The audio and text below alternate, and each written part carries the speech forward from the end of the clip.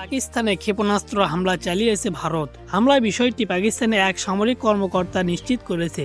এ ঘটনায় এক শিশুসহ নিহত হয়েছেন ৩ জন।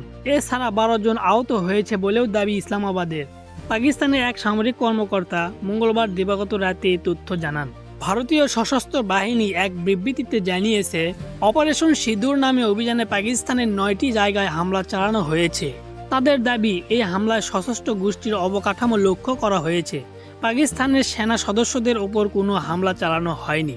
বার্তা সংস্থা রয়টার্স জানাচ্ছে, পাকিস্তানের আজাদ কাশ্মীরের রাজধানী মুজাফফরাবাদের পাহাড়ি অঞ্চলের কাছে একাধিক বিকট বিস্ফোরণের শব্দ শোনা গেছে।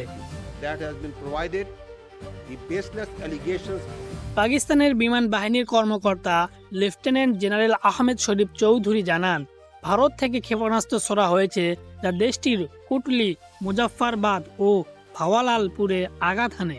এই কর্মকর্তার দাবি, পাকিস্তানের ক্ষেপণাস্ত্র আঘাত হানার সঙ্গে সঙ্গে তারা আকাশ প্রতিরক্ষা ব্যবস্থা চালু করে এবং ভারতীয় বিমান পাকিস্তানের আকাশসীমায় প্রবেশ বাধা দেয়।